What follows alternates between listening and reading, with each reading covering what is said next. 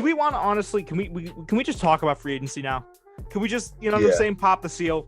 Do we want to talk about the Lakers first, man? Yeah, we talk about the Lakers. How is what the Lakers is doing is fair? How is that fair? You know? I mean, they just got better. They just got better at every position. That's what you call a successful offseason, you know? During free agency, you want to pick up pieces. You want to get better. Let go of Dwight Howard. Picked up Marc Gasol. Good pickup. That was the most notable one to me.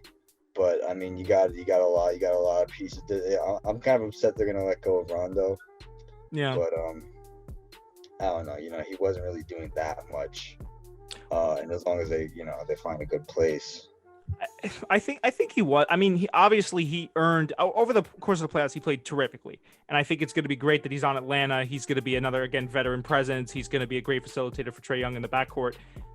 To me, the most poignant pickup for the Lakers at the moment was two of the leading six-man candidates from last year. They picked up Dennis Schroeder and Montrezl Harrell. Those are two huge additions. What I think essentially the Lakers did was they took their squad where it is now, right? And they essentially just said, okay, lateral, like a slightly diagonal move upwards. That's what's scary about all this, because they were already without all of this. I think my consensus pick, at least, to win the West.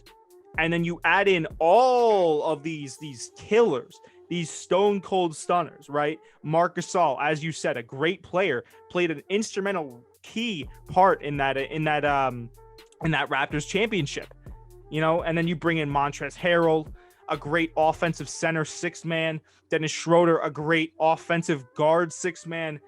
Oh my goodness! I mean, where does this? And then you got, I mean, of course, LeBron James and Anthony Davis, right? You know? And sure, you get rid of Rondo. I mean, Rondo was, I think, a key part of that championship run for the Lakers. I don't think anyone would deny that, but man, I can't help but feel scared for the rest of the NBA at this point for what the Lakers are about to do. Yeah, well, what's interesting to me is that they took away a key piece of the Clippers and they just added to themselves, which not only makes the Clippers less of a threat, but it also makes them more of a threat. You know, they only got better. I say they're more guaranteed a championship this year, this coming season, than they were last year. Yeah, I'd say there's a good. I'd say it's like an 80-20 split now that they win the West too. I mean, I'd give the 20 just because you never know with NBA. I mean, you know, there's plenty of teams in the West now that want to take a shot at that final spot appearance. But you are correct, Nigel. They really just took away everything. You know what I'm saying? Like the Clippers, they took away some of their oomph and they just said, all right, out of the equation, you know? And it was also very interesting to see that some of the Clippers teammates' reactions to Montrezl Harrell going to the Lakers. Like Pat Beverly was very, very upset with that. I don't know why.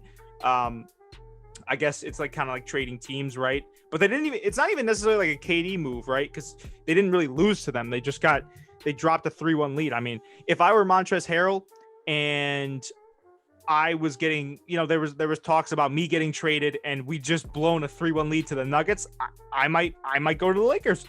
I might go to someone that knows my actual value. And it seems like the Lakers too. I mean, if they know his value, they're going to be stacking the box with bigs. I mean, Marc Gasol, him, you know, Anthony Davis, LeBron James.